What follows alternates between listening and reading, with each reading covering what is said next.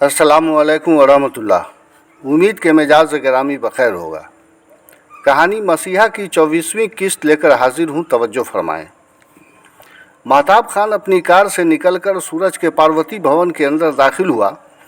उस वक्त मुलाजमा निर्मला देवी सेहन में तनहा गुमसुम बैठी थी। महताब को देखकर चौंकी और अपनी उंगली से लक्ष्मी के कमरे की जानिब इशारा किया। लिहाजा वो तेज़ी से लक्ष्मी के कमरे की जानिब बढ़ा तो निर्मला भी उसके पीछे हो ली। लक्ष्मी अपने फर्श पर औंधी पड़ी सिसक रही थी। उसकी जुल्फ़ें खुली और कपड़े बेतरतीब थे। गुड़िया, महताब की भारी आवाज़ सुनकर वो फुर्ती से फर्श से उतरकर उससे लिपट गई और फूट फूट कर रोते हुए बोली, ये सब क्या हो रहा है भैया? मैं आपके बगैर जी नहीं सकती, मुझे अपने साथ ले चलिए। अब मैं यहाँ हरगिज़ नहीं रह सकती। महताब ने अपने हाथों उसकी जुल्फ़ें दुरुस्त करते हुए कहा, इस तरह जज्बाती होने की ज़रूरत नहीं गुड़िया। तुम्हारी ऐसी परिस्थिति मेरे लिए काबिल बर्दाश्त नहीं। तुम्हारे ये आंसू मेरे लिए चैलेंज बन जाएं, इससे कबल इसे रोको। तुम्हारी आरजू और आंटी को दिए हुए वचन की हिफाजत के लिए महताब खान अपनी ज़िंदगी को भी दांव पर लगा सकता है। यही मेरी खुददारी का तकाजा है। लेकिन भैया, आप दोनों के दरमियान ऐसा क्या हुआ कि महताब खान दरमियान में ही लक्ष्मी की बातें काट दी और उससे अलग होकर एक पल ज़मीन को घूरते हुए बोलने लगा, दरअसल सूरज बाबू की नादानी मेरी समझ से परे है गुड़िया। कुमुदनी के एहसासात, जज्बात और उसकी हालात ज़िंदगी से बेखबर ये शख्स उस विधवा बदनसीब लड़की के एक तरफा इश्क में मुब्तला होकर अपने ही जज्बात की अग्नि में झुलस रहा है। महताब खान की बातें सुनकर लक्ष्मी व निर्मला फटी फटी आंखों से महताब का चेहरा देखने लगी, और वो इसलिए नहीं कि सूरज उसके लिए इश्क में गिरफ्तार है, बल्कि ये सुनकर कि कुमुदनी विधवा है। चुनांचे लक्ष्मी ने मुतहर लहजे में कहा, आप ये क्या कह रहे हैं भैया? मिस कुमुदनी सिन्हा विधवा हैं? महताब ने जब उसकी 9 साल उम्र से लेकर अब तक के हालात ज़िंदगी के ख़ास वाक़यात बयान किए तो कई बार लक्ष्मी व निर्मला के दिलो जज्बात ने शिद्दत से दर्द महसूस किया और उनकी आंखें अश्कबार हुईं। ताहम वो जब्त करती रही। बहरहाल इससे आगे महताब ने कहा, किसी भी हाल में तुम्हें मायूस नहीं होना चाहिए गुड़िया। किसी भी नारी के दिल पर पहली बार जिस मर्द का नाम दर्ज हो जाता है, मरते दम तक न तो मिटता है और न मिटाया जा सकता है। यकीन करो, हमारे दरमियान हो रही जंग में तुम्हारी मोहब्बत और हमारी सच्चाई की ही जीत होगी। वैसे अब मेरी समझ में आ चुका है कि मुझे आगे क्या करना है, लिहाजा अभी मैं चलता हूँ। मुझे यशोदा भवन कुमुदनी के पास जाना ज़रूरी है। निर्मला ने फ़ौरन कहा, चाय बनाती हूँ चंदा मालिक, कम से कम चाय पीकर तो जाइए। महताब ने कहा, अभी इस वक्त चाय पीने का मूड नहीं है भाभी, आप कष्ट मत कीजिए। अपने अल्फाज के साथ ही महताब खान तेज़ी से बाहर निकलकर सदर दरवाजे की जानिब बढ़ा तो लक्ष्मी और निर्मला भी उसके पीछे चल पड़ी। मगर सदर गेट पर पहुंचते ही सामने से आगे सूरज, प्रकाश सिंह और उसके पीछे तीनों लड़कियां आ गईं और सभी अपनी अपनी जगह ठिठक कर रुक गए। सूरज दफतन गरज उठा, मैंने तुम्हें यहाँ आने से मना किया था महताब खान। फिर महताब ने उसकी बात काटी, चिल्लाओ नहीं सूरज बाबू, दीवानगी में तुमने जो कुछ कहा था वो याद है मुझे, मगर अपनी बहन की खातिर यहाँ आना पड़ा। जवाबन सूरज सख्त लहजे में बोला, मेरा भरोसा तुम जैसे चोर डाकुओं के ऊपर से उठ चुका है महताब खान। तुम जैसे मक्कार लोग ही रिश्तों की आड़ में बुराइयों को जन्म देते हैं।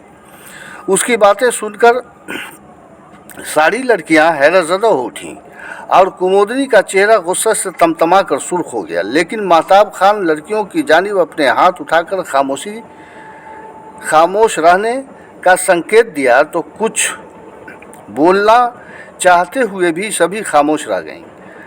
मगर खुद महताब खान सुलझे हुए लहजे में बोला, ऐसे अल्फाज अपनी ज़ुबान पर लाने की कोशिश मत करो सूरज, जो कल तुम्हारी शर्मिंदगी का सबब बन जाए।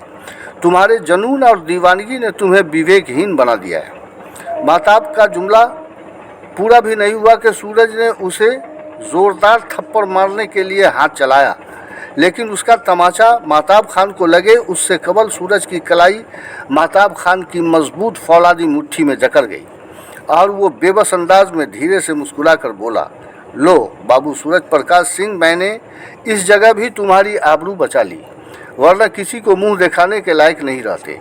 उसने सूरज की कलाई को उसकी जानिब झटकते हुए कहा, भाई जब तुमने हाथ उठा ही दिया तो समझो मेरे मुंह पर तमाचा मार ही दिया। मुझे अभी उस वक्त की याद आ रही है जब तुम्हारी ही खातिर अपहरणकर्ताओं के नायब नब्बू नट ने 13 साल कबल पहला तमाचा मेरे मुंह पर मारा था, और आज फर्ज वचन और रिश्ते की जंग में दूसरा तमाचा एक दोस्त ने मारा है। मुझे अफसोस हो रहा है खुद अपनी हालात पर कि कैसे कैसे बेवकूफ़ बुज़दिल लोग मेरी खैरखाही का दम भरने वालों में शामिल हैं, जिन्हें सिवाय अपने बेहुदा मफाद के कुछ भी दिखाई नहीं दे रहा है। उसके लहजे और अल्फाज को सुनकर सभी लड़कियों की आंखें आलूद हो उठीं। लक्ष्मी की आंखें तो सावन भादों की तरह कब से बरस रही थीं। महताब खान ने मजीद कहा था, ये सच है सूरज बाबू कि कीचड़ को कीचड़ से नहीं धोया जा सकता है। अब रहा इस वक्त आपने जो हिम्मत की है, ये बुज़दिली है या इंसानियत के नाम पर खुला चैलेंज, उसे महसूस करने की ज़रूरत सिर्फ आपको है।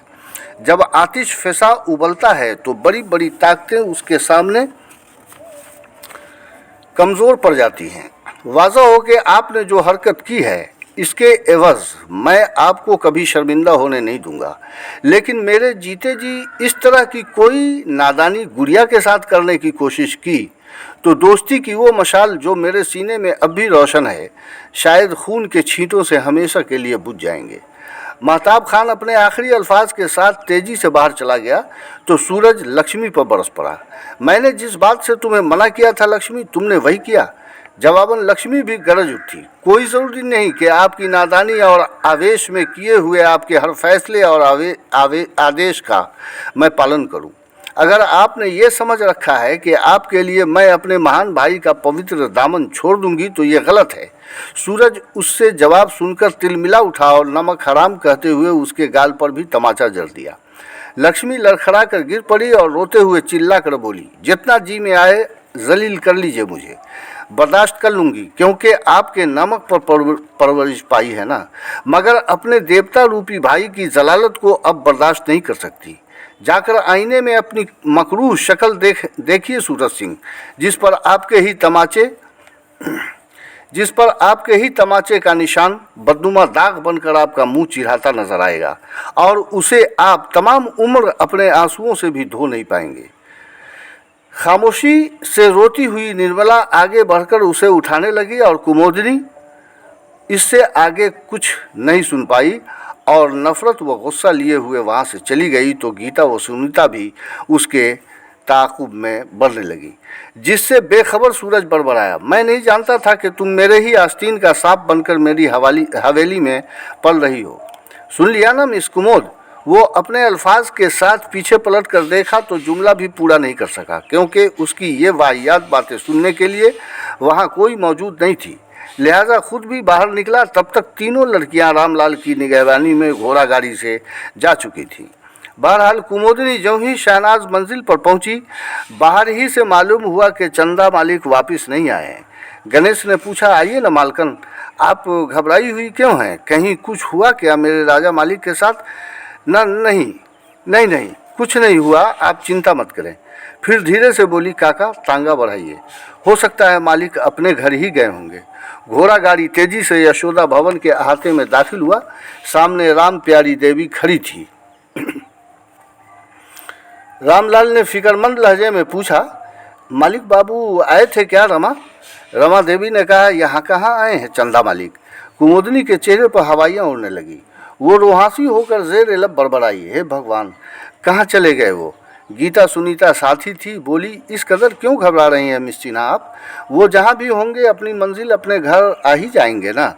रामलाल गेट खोले खड़ा था। तीनों लड़कियाँ उतरी तो कुमुदनी ने अफसुर्दा लहजे में कहा, आइए चाय पीकर जाएंगी। कुमुदनी उसे लेकर अपनी ख्वाबगाह में दाखिल हुई तो दीवारों से लेकर टेबल तक महताब खान और कुमुदनी की जगह जगह खूबसूरत तस्वीरें देखकर गीता व सुनीता की आंखें हैरत से फैल गईं। दोनों कीमती गद्देदार बेड पर फैल गईं और कुमुदनी करीबी सोफा पर बैठ गई थी। तभी राम प्यारी आकर खड़ी हो गई। कुमुदनी ने उसे चाय बनाने को कहा और ख़ुद अलमारी से अनवा व इक़साम के फ्रूट्स व दिगर लवाजमात निकालने लगी। गीता व सुनीता महताब खान व कुमोदनी के दरमियान के ताल्लुकात व रिश्ते से बेखबर थीं। लिहाजा सुनीता ने मुतहरिर लहजे में पूछा, आपकी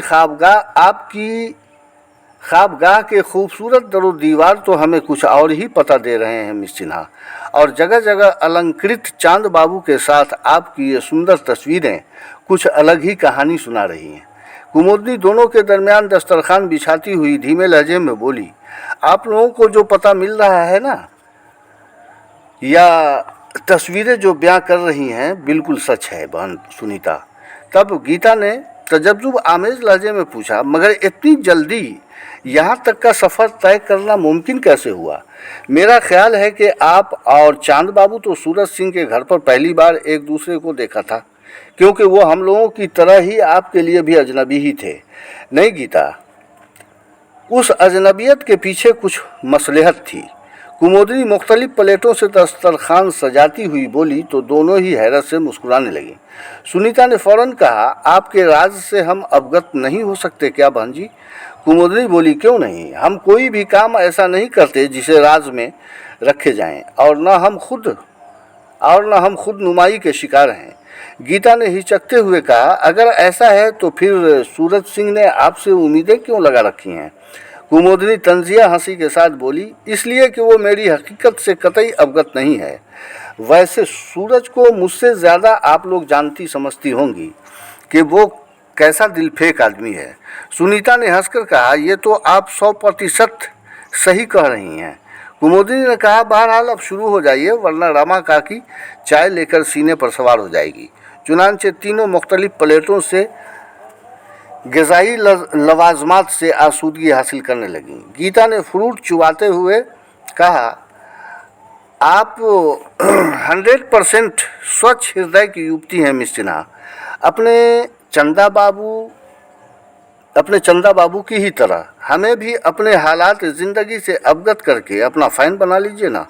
कुमोदनी धीरे से हंसी, फिर बोली, अपने चंदा मालिक की मोहब्बत जब मैं 9 साल की थी तभी मेरे हृदय में जन्म ले ली थी, जबकि मैंने उन्हें देखा भी नहीं था। ये उन दिनों की बातें हैं जब सूरज सिंह की गलतफहमी में इनका अपहरण हो गया था और दीनानाथ सिंह द्वारा एक दैनिक समाचार पत्र में प्रकाशित इनकी तस्वीर देखी थी। तस्वीर के नीचे जो रिक्वेस्ट पोस्ट प्रकाशित की गई थी उसे पढ़कर मैं अर्धमरी सी हो गई और घर वालों से छुप छुप कर रोना शुरू कर दिया। वहीं से साहब की मोहब्बत में गिरफ्तार हो गई और हर वक्त उन्हें अपने हृदय के सिंहासन पर विराजमान होने का गुमान होने लगा। रफ्ता रफ्ता मेरे मिजाज बदले, हालात बदले और जीने के तौर तरीके भी बदलने लगे। ये देखकर मेरे मम्मी पापा और ख़ानदान के सभी लोग परेशान रहने लगे।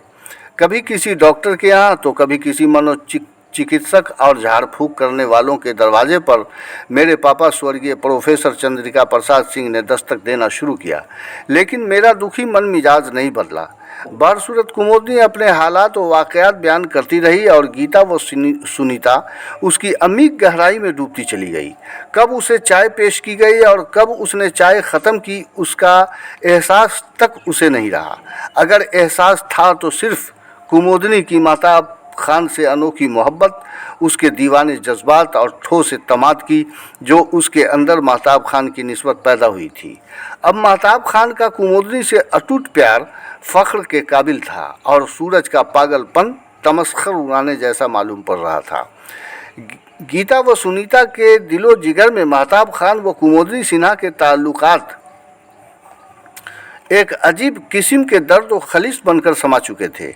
लिहाजा सुनीता ने कहा कि हमारे अंदर जो वेदना आप दोनों प्रेमी जोड़े की हालात से मिले हैं, उसे हम शायद सौगात समझकर उस वक्त तक महसूस करते रहेंगे मिस सिन्हा, जब तक आप दोनों सदा के लिए एक न हो जाएं।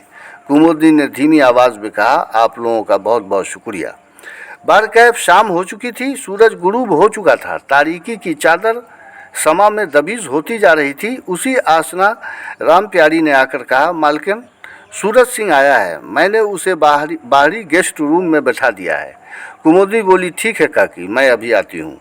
गीता ने कहा, बहन कुमोद, हम दोनों फिलहाल उसके सामने नहीं जाएंगे, अलबत्ता सुनेंगे कि वो आपसे मिलकर अब क्या कहने आया है। कुमुदनी नर्म लहजे में बोली, बहुत खूब, जैसी आपकी इच्छा। वो फर्श से उतर कर खड़ी हो गई और राम प्यारी से बोली, रात का खाना बनाने की तैयारी करें, हमारी बहनें रात का खाना खाकर ही जाएंगी। दोनों लड़कियां पुरखुलूस अंदाज में हंस पड़ीं। सुनीता ने कहा, बाप रे, इतनी तकलीफ, किस कदर उदार हृदय की मलका हैं आप कुमोद जी। दूसरी जानिब महताब खान भी आए, मगर वो मेन रोड से ही यशोदा भवन के कंपाउंड में सूरज की कार देख ली, लिहाजा अपनी कार सड़क से नीचे दरख्तों के तारीक साये में खड़ी कर दी। उस वक्त वो वालदैन और दादाजी की कब्रों पर हाजिरी लगाकर आए थे, क्योंकि जब भी माताब के दिलो दिमाग पर कोई प्रेशर पड़ता और उसकी अन्ना को चोट पहुंचती, वो कब्रिस्तान पहुंच जाया करता था और अपने वालदैन व दादा जान के लिए दुआओं के जज्बे से उसके हाथ उठ जाते थे और ऐसा करते हुए उसे मुकम्मल सुकून मिल जाता था। बहरसूरत वो अपने पहलू में रखा थैला, जिसमें 2.5 सेर बकरे का गोश्त था, उसे लेकर कार से बरामद हुआ और टहलता हुआ ज्यों ही गेट के अंदर दाखिल हुआ, रामलाल की नज़र पड़ते ही वो उसकी जानिब लपका। माताब ने अपने होंठों पर उंगली रखकर उसे खामोश रहने का इशारा किया। फिर भी उसने सरगोशी में बताया कि सूरज सिंह अभी अभी आया है और गेस्ट रूम में मालकन के इंतज़ार में बैठा है। माताब ने फिर सरगोशी की, ठीक है, मैं कुछ देर यहीं रुकता हूँ, सुनना है कि क्या बातें होती हैं। आप ये थैला रमा आंटी को दे दीजिए, इसमें 2.5 सेर गोश्त है, आप लोग रात में खाएंगे क्या? ये सुनकर रामलाल के जिस्म में झुरझुरी सी पैदा हुई और वो थैला लेकर तेजी से हवेली के अंदर चला गया। कुमुदनी अपने कमरे से निकलकर गेस्ट रूम के मुल्हिक कमरे की जानिब बढ़ी आ रही थी। उसके ताक़ुब में गीता व सुनीता भी थी, रमा देवी भी करीब ही थी। रामलाल ने मालकन के सामने सरगोशी की, मालकन, चंदा मालिक आए हैं, वो बाहर ही रुक गए हैं, कह रहे थे आप लोग रात में खाएंगे क्या, इसलिए बकरे का 2.5 सेर गोश्त ले लिया है। कुमुदनी गीता व सुनीता की जानिब देखा और उसके होंठों पर एक हल्की मुस्कान, मगर आंखों में आंसू तैरने लगे। गीता व सुनीता के चेहरे पर जहां फख्र के आसार थे, वहीं कुमुदनी की कैफियत ने उन्हें मायूस भी कर दिया था। रामलाल अपनी पत्नी को थैला देकर तेजी से बाहर चला गया और कुमुदनी अपने आंचल से चेहरा साफ करते हुए गेस्ट रूम में दाखिल हो गई। गीता व सुनीता गेट पर लगे पर्दे के पीछे ही खड़ी हो गई। बाहर खड़े महताब खान ने सुना। सूरज बेतकल्लुफ़ी से बोला, आओ कुमुद, बैठो। तो महताब खिड़की के करीब सरक गया था।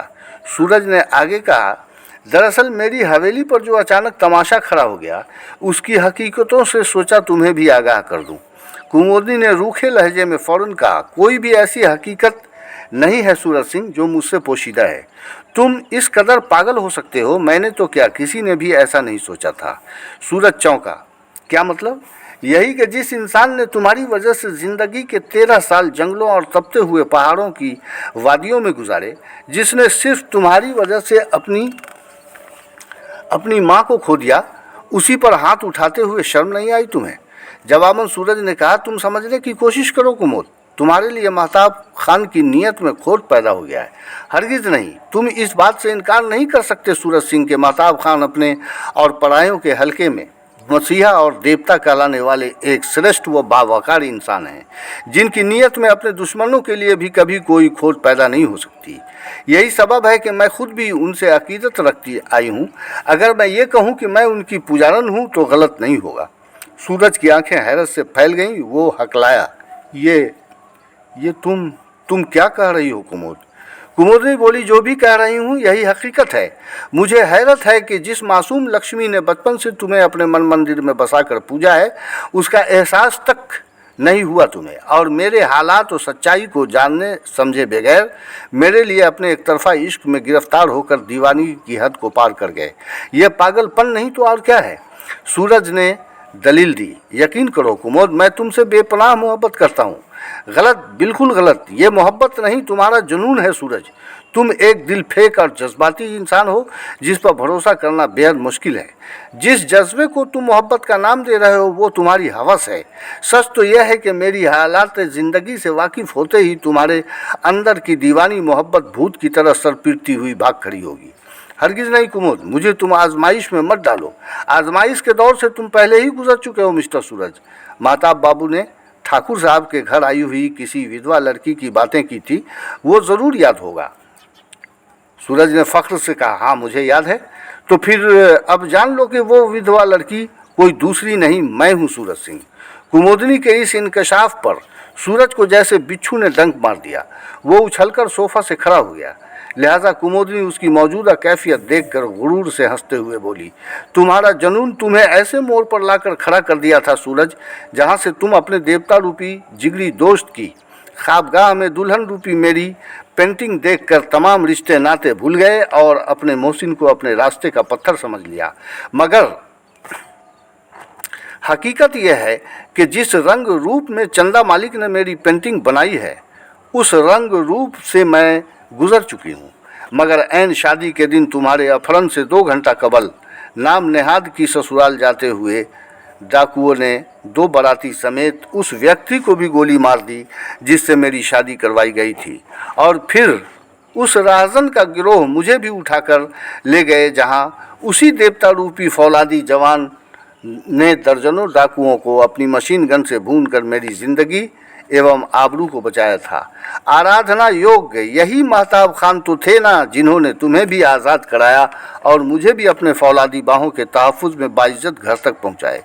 कुमुदनी की बातें सुनकर सूरज इस तरह पर बढ़ाया जैसे अपने आप से पूछ रहा हो, मगर समझ में नहीं आता ये सब कैसे हुआ।